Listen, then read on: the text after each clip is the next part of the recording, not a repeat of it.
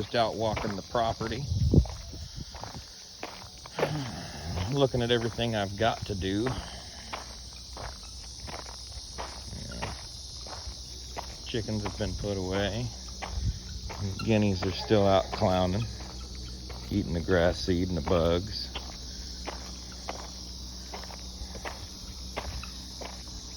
This puddle was obviously a lot larger. Rain we've got the last couple of days. It's been great. I'm waiting for my neighbor to come over.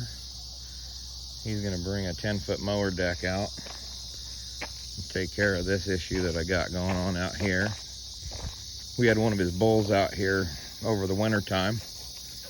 He lives about a quarter of a mile away, but my chickens just kind of roam through here. Unfortunately, it allows for predators to come on the property and not be seen. That's my biggest issue.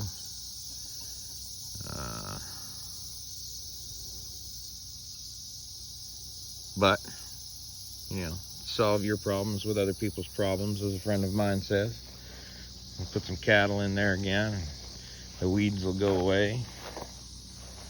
All the blessings the Father gives.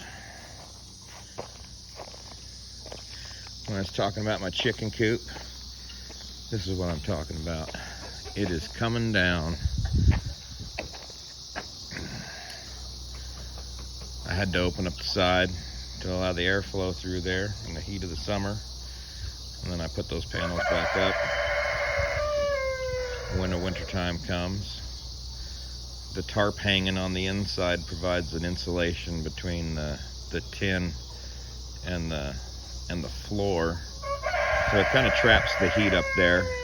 And there's a fan on that wall behind the door there that sucks it out.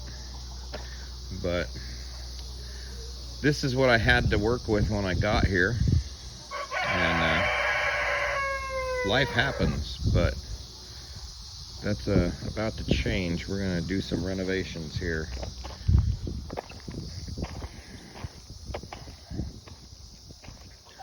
I have the scrap to do most of my roof for my chicken run. This is a building that blew away the first year we were here. It was over the top of my Suburban and my car. And yeah, when they anchored it with old style anchors. They drilled a hole in those round pieces, the curved boards, and then anchored them to the concrete. But when you have 90-mile-an-hour winds and half of the building is open, it just picks stuff up and throws it around. So yeah, all the things. My neighbor stores his equipment in here. We have a nice relationship going. They lease the space. I get a cow from him. The heifer I got from him last year sold for about $1,700, which was pretty decent. The cabin. This is where my 20-year-old will live eventually when we get it finished. I got the solar panels for it 2 weeks ago. It's just been so hot. Working in there's like baking yourself in the oven. I got the gutters put on. Got all the tubes to do the downspouts for the water catchment.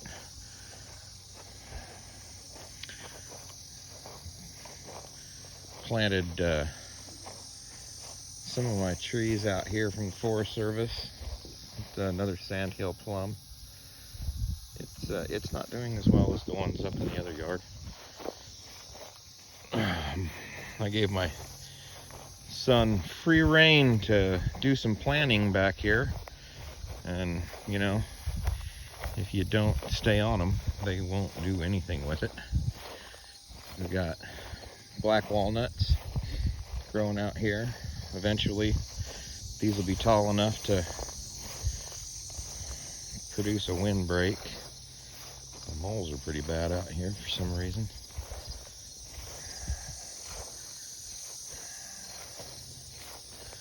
We started harvesting corn today.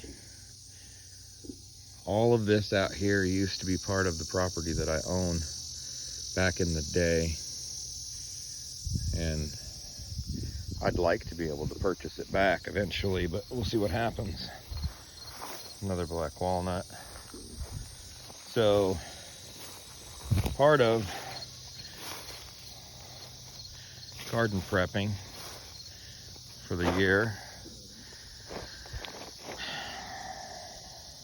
we have part of garden prepping, we've put this tarp down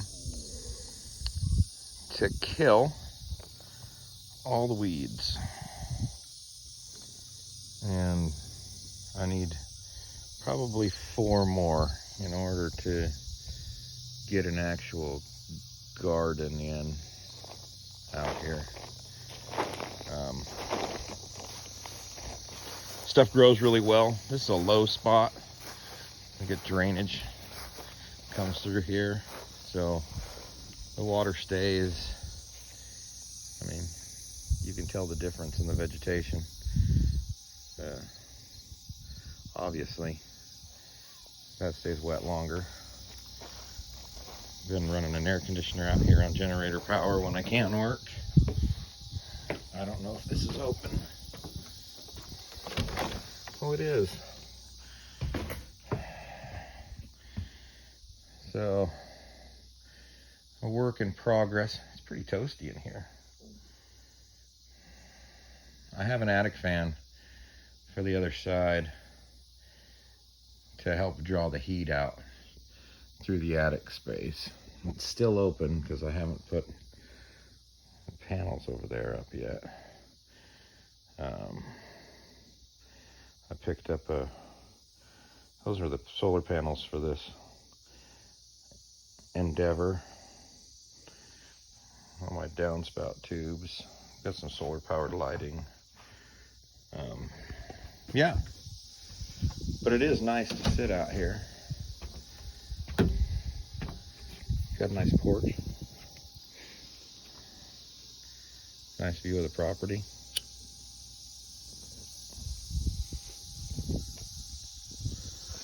So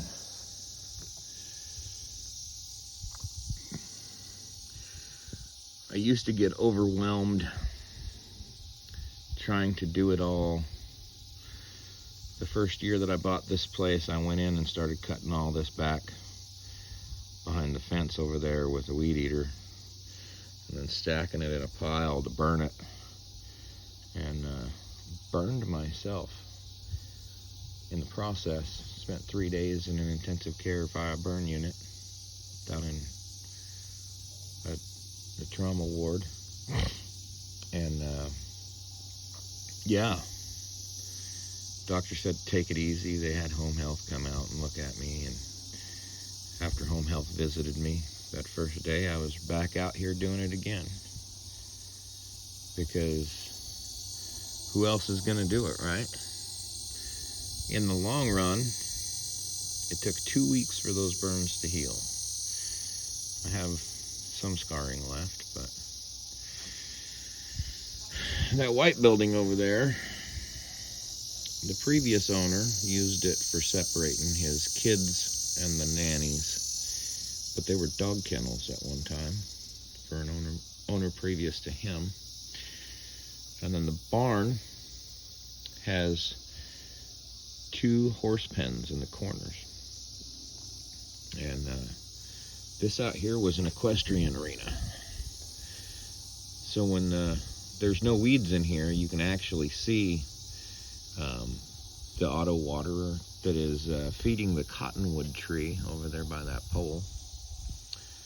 And the poles are an equestrian event where people, run horses between the poles like a slalom. They used to do cattle penning out here. There's some pens put in on a couple of different areas. The first year I was here, I got a steer from my neighbor for renting my hay mow, and he knocked one of the light poles down using it for a scratching post. Broke it off right at the ground level. So my lighting for the arena used to work, but I don't think it does anymore. And if it does, I'm likely to start a fire if I throw the switch, because the one line is down on the ground. So, but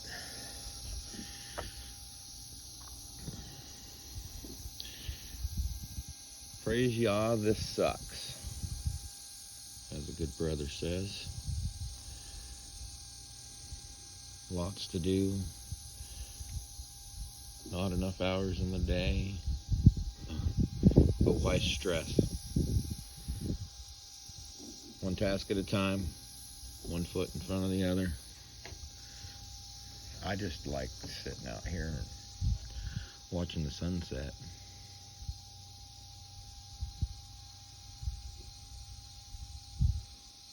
All things possible through the Creator. So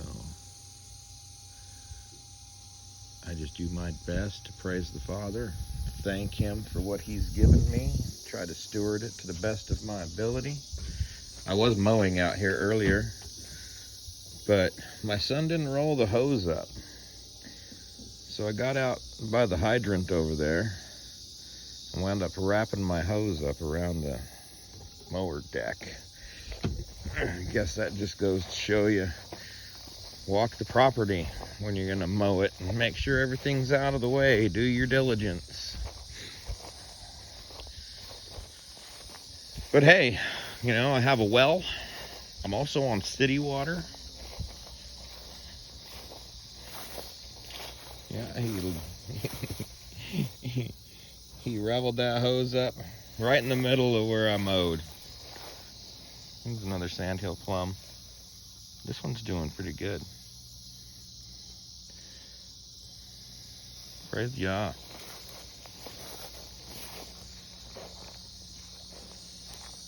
Could be worse, you know. I could be living in town still. But, you know, obedience brings blessings. And when I get this one to the point where the Father says, hey, it's time for you to have more, then this will be a blessing to someone else, or my children, or my grandchildren. You know, just keep doing the things. Love you guys. Keep praying, being obedient, loving Messiah, loving the Father. That love means you got to do it, right? You can't just say that you do. You actually got to do it. So, keep trying. It's all we can do. One foot in front of the other, down the narrow path. Shalom.